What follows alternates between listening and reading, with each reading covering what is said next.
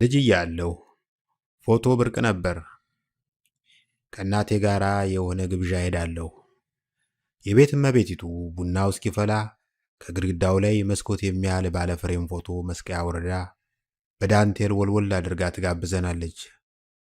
በፎቶው ውስጥ ሚስት ጥበብ ቀሚስ ለብሳ ገብረ ክርስቶስ ጫማ አድርጋ ቆጢጥ ብላ ትታያለች። ባል ሱፉን ግጥም አድርጎ አጠገቧ ቆሞ ይታያል። በሰሌዳው ውስጥ ያለውን ብዙ ቦታ የሚቆጣጠረው የባልና የሚስቱ ፎቶ ነው። ቴምብር የሚያካክሉ የልጆች ፎቶዎች ፍሬሙን ተጠግተው ጣል ጣል ይደረጋሉ። አንዳንዴ እናቴና ጋባዧ ሴትዮ ሳያዩኝ መስታወቱን ከፍቼ በረብራለሁ። ያልተዋጣላቸው ፎቶዎች ከጀርባ ተደብቀው አገኛለሁ። በጊዜው ዴሊት ማድረግ የሚባል ነገር ስላልነበረ ያለሽ አማራጭ የከሸፉ ፎቶዎችን ወስዶ መደበቅ ነው። 12ኛ ክፍል ስደርስ የፎቶ አልበም መጣ። ግን በጊዜው የነበሩት አልበሞች ከ50 ገጾች በላይ አልነበራቸውም። ከዚያ ውስጥ ከግማሽ በላይ የሆነው ቦታ ያገለገለ የሰርግ ጥሪ ካርድ፣ የከሸፈ ሎተሪ እና የመጽሔት ቅዳጅ ይቀመጥበታል። የፎቶ አልበም ሲቀርብልን የምናየው በታላቅ ተመስጦ እንደነበር ትዝ ይለኛል።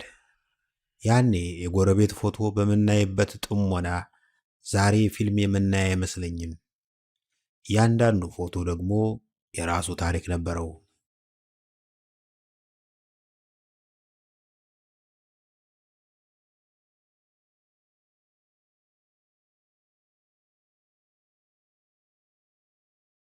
በከተማችን የነበረው ብቸኛ ፎቶ ቤት እነማይ ፎቶ ቤት ይባላል።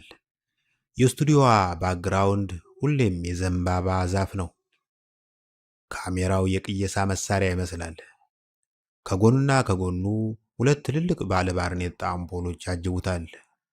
አንዱ አምፖል ብቻ የሚለቀው ጨረር ድፍን ጎጃምን ራት ሊያበላ ይችላል። ሲመስለኝ የከተማው መብራት ኃይል ለሕዝቡ የሚያከፋፍለው ከእነማይ ፎቶ ቤት የተረፈውን መብራት ሳይሆን አይቀርም። በጊዜው ፊትዎን በሳሙና በመታጠብ ዓይንዎን ከትራኮማ ይጠብቁ የሚል መፈክር በሬዲዮ ይነገር ነበር። የእነማይ ፎቶ ቤት ባጨናበሰው ዓይን ትራኮማ ተጠያቂ መሆኑ ያሳዝነኛል። ብዙ ጊዜ የተነሳነው ፎቶ ለመድረስ 5 ቀን ይፈጃል። ጉጉቱ አይጣል ነበር።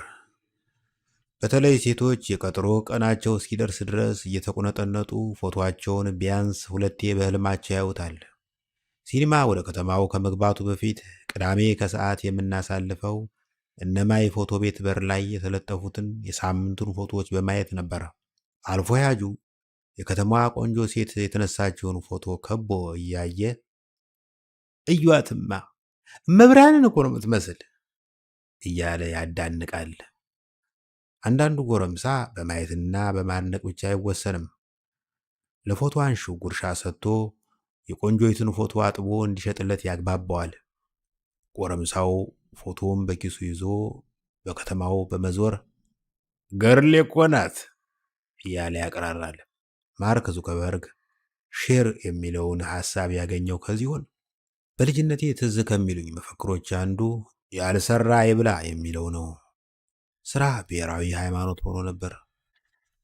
ይሄ ደግሞ በጊዜው ፎቶ አነሳስ ላይ ሳይቀር ይንጸባረቃል። አንድ ሰው ፎቶ ሲነሳ የሆነ ሰርቶ ማሳያ ነገር ፎቶ ውስጥ ማካተት ነበረበት። የቤት እመቤት ከሆነች ጥጥ እየፈተለች ወይም ምስር እየለቀመች ትነሳለች። ገበሬ ከሆነ የማሽላ እሸት አንጠልጥሎ፣ የእንጨት መሰንጠቂያ ያለው ወጣት ደግሞ የሰራውን ቁምሳጥን ተሸክሞ ይነሳል። አንድ ቀን ከአባቴ ጋር ፖሊስ ጎረቤታችን ቤት ሄድን። በቤቱ ግድግዳ ላይ 4 ሰዎች ጎን ለጎን ቆመው የሚታዩበት ትልቅ ባለ ፍሬም የፎቶ መስታወት ተሰቅሏል። ሽጉጥ ታጥቀህ የቆምከው አንተ ነህ፣ ቀሪዎቹ ወንድሞች ናቸው ልበል? አለ አባዬ። አይደሉም አለ ሰውየው። ይሄኛው ለመጀመሪያ ጊዜ እጄ ላይ የወደቀው ሌባ ሲሆን፣ እኒህ ደግሞ ምስክሮች ናቸው። በጊዜው ሰርቶ ማሳያም ሆነ ሰሮ ማሳያ የሌለን ልጆች ግን እጃችንን አንከርፍፈን እንነሳለን። ከፎቶ መነሳት ውስጥ በጣም ከባዱ የእጅ ማስቀመጫ ማግኘት ነበር። በተለይ ትምህርት ቤት ውስጥ በቡድን ስንነሳ የነበረን አበሳ አይነሳ። እጅህን ብድግ አድርገህ አጠገብህ የቆመችው ልጅ ትከሻ ላይ ብታስቀምጠው አመናጭቃ ትወረውርብሃለች።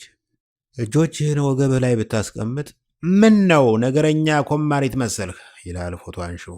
አሳረፍ በሚለው ፈሊጥ ብትቆም እጅህ ቁርጭምጭሚት ላይ ደረሰ እኮ የጭላዳ ዝርያ አለብህ እንዴ ብሎ ያሸማቀቀሃል።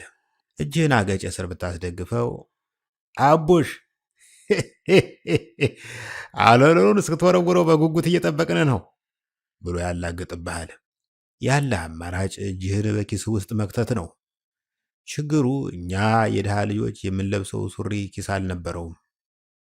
አንዳንዴ ከስማርት ስልክ በፊት የነበረውን ሕይወት ስታስቡት ይገርማል። ካሜራ በኪሳችን ይዘን ከመዞራችን በፊት ከምናደንቃቸው ዝነኞች ጋር ፎቶ የምንነሳው እንዴት ነበር?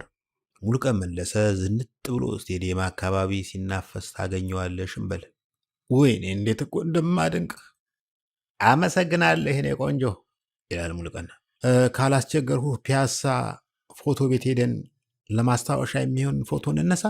ሙሉቀን መለሰ ዘፈን ትቶ ዘማሪ የሆነው እንዲህ አይነት ውጣ ውረድ አጋጥሞት ይመስለኛል። በነገራችን ላይ በአዲስ አበባ ከተማ ውስጥ የመጀመሪያውን ፎቶ ቤት የከፈተው የማንኩሳ ሰው ነው። መቼም አታምኖኝም፣ ግን አንዴ ጀምሬዋለሁና ልቀጥል። ጎሹ ይባላል። ጎሹ ከምስራቅ አፍሪካ የመጀመሪያው የካሜራ ባለቤት እንዴት ሆነ የሚለውን አንድ ቀን እተርከዋለሁ። አዲስ አበባ ውስጥ አንድ አረመን የቡልዶዘርና የአውቶቡስ ቅልቅል የሚመስል ባቡር ሰርቶ ነበር። በምርቃቱ ላይ ተገኝቶ ባቡሩን 5 ፎቶ እንዲያነሳው ለጎሹ ጥሪ ቀረበለት።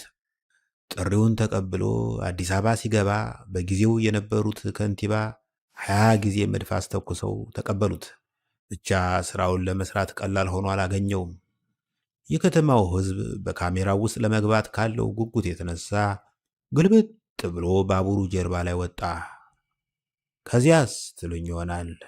ከዚያን ጊዜ ጀምሮ አካባቢው ሰባራ ባቡር ተብሎ